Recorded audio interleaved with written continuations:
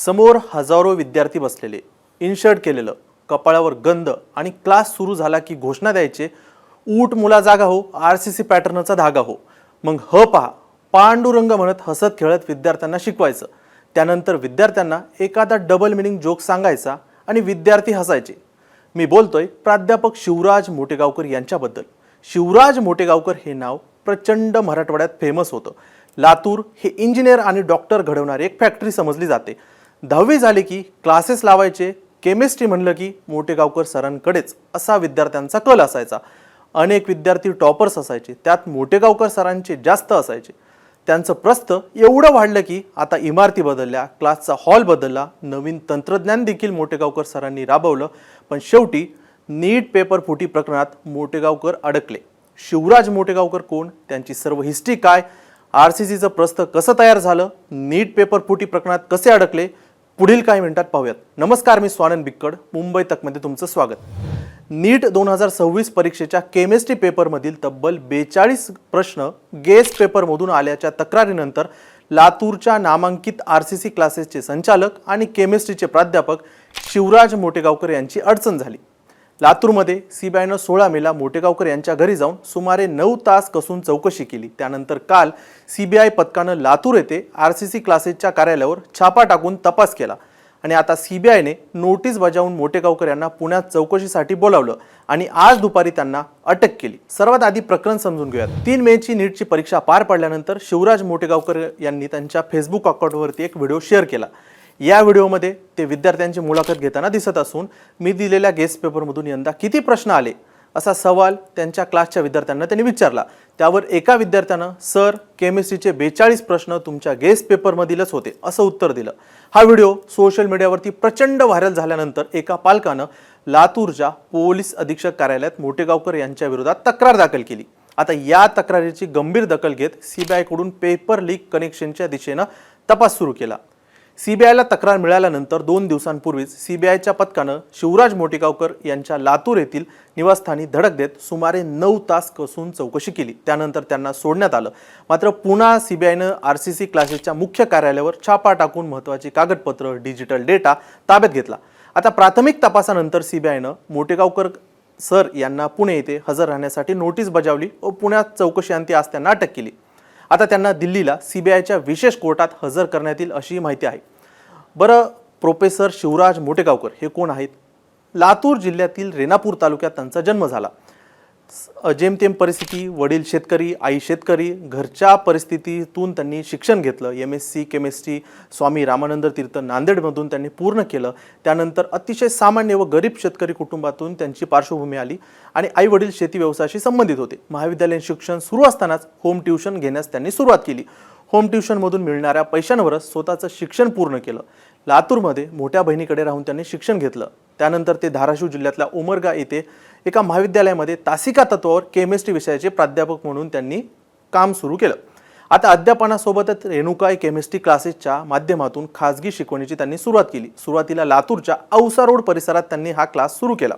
सुरुवातीला लातूरमध्ये स्वतंत्र केमिस्ट्री क्लास सुरू केला. पुढे सर्व विषय हळूहळू त्यांचं प्रस्थ वाढलं. 2013-14 मध्ये मी त्यांच्या क्लासला होतो. त्यानंतर ज्या पद्धतीनं त्यांचे जर आपण बघितलं, उद्योग भवन हा परिसर आहे. उद्योग भवन परिसर म्हणलं की एक जुनी MIDC, त्या जुन्या MIDCचे अनेक हॉल तिथल्या कोचिंग हबमध्ये कन्वर्ट झालेले होते. मोठे हॉल, तिथे त्यांची हजारो विद्यार्थी समोर बसलेले आणि एक स्टेजवरती असे सर यायचे आणि ते शिकवायचे. नंतर हसत खेळत ते केमिस्ट्री शिकवायचे. आणि लातूरमध्ये मोटेगावकर हे नाव मोठं फेमस. मोटेगावकर जे त्यांचा क्लास आहे त्या क्लासच्या बाजूला त्यांची शाळा देखील आहे. त्यांच्या शाळेच्या प्राध्यापिका, प्राचार्य त्यांच्या मिसेस आहेत. त्याच्यानंतर त्यांचे अनेक हॉस्टेल आहेत. जे विद्यार्थी बाहेर गावातून आले आहेत त्यांच्या हॉस्टेलची सुविधा देखील मोटेगावकर यांनी केलेली होती. मग त्यासाठी वेगळ्या शिकवणी, त्याची फीस, वेगवेगळ्या फीसचं स्ट्रक्चर त्यांच्याकडे होतं. जर आपण बघितलं, ज्या औसा रोडून हळूहळू या क्लासची सुरुवात झाली होती ते नंतर आता मोठं झालं. त्यानंतर अनेक चॅनलला देखील त्यांच्या तुम्ही जाहिराती बघितल्या असतील. प्राध्यापक मोटेगावकर सरांचं RCC पॅटर्न. आता RCC पॅटर्न विकसित करत महाराष्ट्रातील अनेक शहरांमध्ये कोचिंग नेटवर्कचं त्यांनी जाळं उभारलं. मागील 23 वर्षांपासून ते केमिस्ट्री विषयाचे खासगी मार्गदर्शन म्हणून देखील काम करतात. नीट आणि मेडिकल प्रवेश परीक्षांच्या तयारीसाठी RCC पॅटर्नची एक स्वतंत्र ओळख निर्माण त्यांनी केली. दरवर्षी नीट निकालात RCC पॅटर्नमधील शेकडो विद्यार्थ्यांचं यश होत असल्याचा त्यांनी दावा केला आणि एक मोठे नाव त्यांचं महाराष्ट्रभर तयार झालं. त्यानंतर त्यांचं लातूरमध्ये सुरुवातीला त्यांच्या क्लास होता. त्यानंतर तो नांदेड, संभाजीनगर, पुणे, हडपसर, पिंपरी चिंचवड, अकोला, अमरावती, नाशिक ते कोल्हापूरपर्यंत यांचा क्लासचा सर्व विस्तार झालेला. नीट परीक्षांमध्ये दरवर्षी अनेक प्रश्न जुळत असल्याचा दावा प्राध्यापक मोटेगावकर वारंवार करत आलेत. आता कोरोना काळात ऑनलाईन शिक्षण प्रणालीमध्ये मोठ्या प्रमाणावर त्यांनी प्रवेश आले. त्यांच्याकडे स्वतःकडे असलेल्या तांत्रिक यंत्रणांचा वापर करून डिजिटल आणि ऑनलाईन शिक्षणाला त्यांनी गती दिली. बरं, आक्रमक जाहिरातबाजी ऑनलाईन शिक्षण मॉडेलमुळे RCC क्लासेसला राज्यभर ओळख मिळाली. पहिल्यांदा ही मराठवाड्यातील 2-3 जिल्ह्यांपुरतीच ओळख होती. लातूर, नांदेड, संभाजीनगर, पुणे येथे त्यांचा विस्तार देखील वाढला. नीट परीक्षेमध्ये कथित गेस्ट पेपर जुळल्याच्या प्रकरणानंतर त्यांचं नाव चर्चेत आलं. आता लातूर पॅटर्न म्हणून ओळखल्या जाणाऱ्या कोचिंग इंडस्ट्रीमध्ये RCC क्लासेसचं नाव मोठं आहे. शिवराज मोटेगावकर हे स्वतः केमिस्ट्री विषयाचे प्राध्यापक. लातूरमध्ये 11वी, 12वी तसेच नीट आणि JEE परीक्षांच्या तयारीसाठी RCC क्लासेसमध्ये जवळपास दरवर्षी 14,000 विद्यार्थी शिक्षण घेतात. यासाठी ते 11वीसाठी वार्षिक फीस 60,000पेक्षा अधिक घेतात, तर 12वीसाठी 70,000पेक्षा अधिकची फीस त्यासाठी आहे. आता तसेच मोटेगावकर क्लास आधी फक्त लातूरमध्ये, नंतर त्यांचा विस्तार झाला. बरं, हे टर्नओव्हर जर बघितलं आपण, अनेक मीडियामध्ये सकाळपासून दुपारपासून बातम्या आल्या असतील की 100 कोटीचा टर्नओव्हर. समजा आपण एक उदाहरण घेऊ. एखादा विद्यार्थी 10वी पास आउट झाला, त्यानंतर तो 11वीसाठी केमिस्ट्रीसाठी मोटेगावकर सर यांच्याकडे गेला.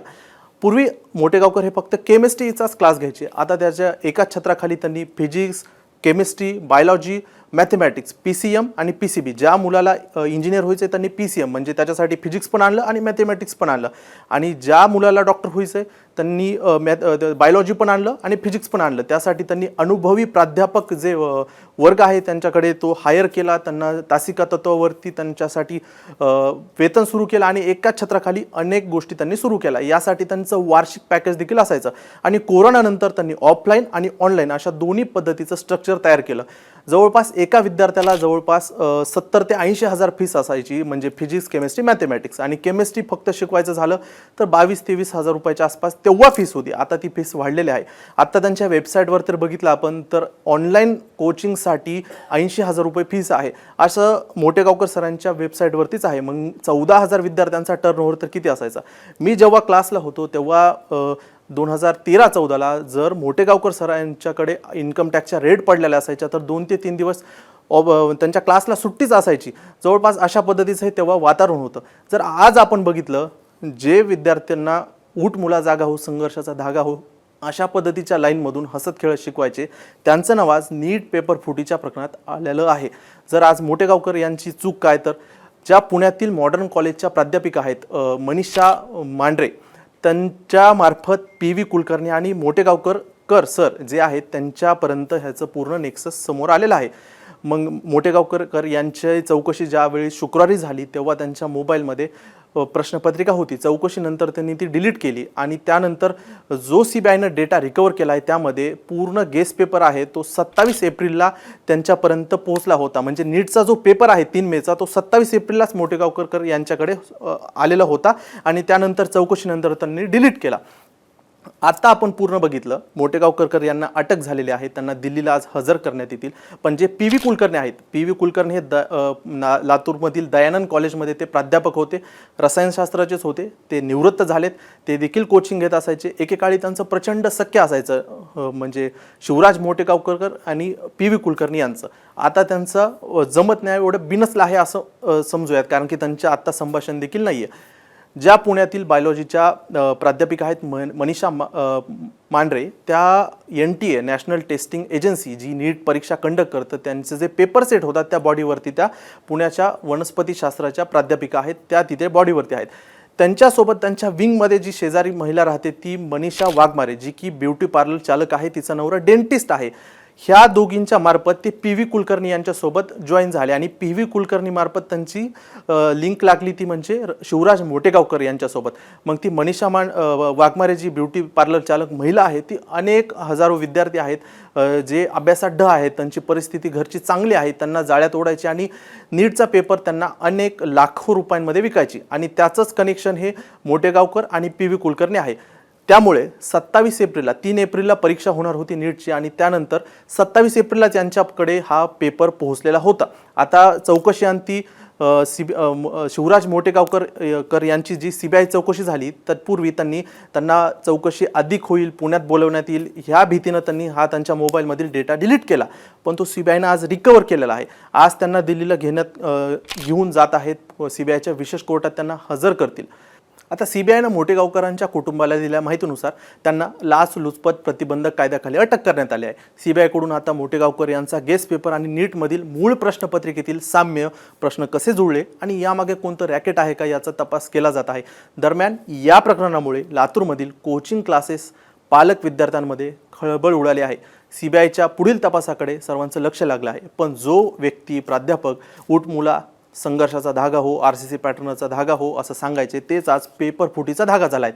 त्यामुळे लातूरमधील एक मोठा मासा, कोचिंग विश्वातील एक मोठा मासा आज CBIच्या गळ्याला लागलेला आहे. नीट पेपर फुटी प्रकरणातील ही आत्तापर्यंतची सर्वात मोठी कारवाई आहे आणि त्याचं सर्वात मोठी विकेट म्हणजे शिवराज मोटेगावकर. या नीट पेपर लीक प्रकरणामध्ये, पेपर फुटी प्रकरणामध्ये काय काय अपडेट घडतात वेळोवेळी तुमच्यापर्यंत आम्ही पोहोचवत राहू. तुम्ही पाहत राहा मुंबई तक.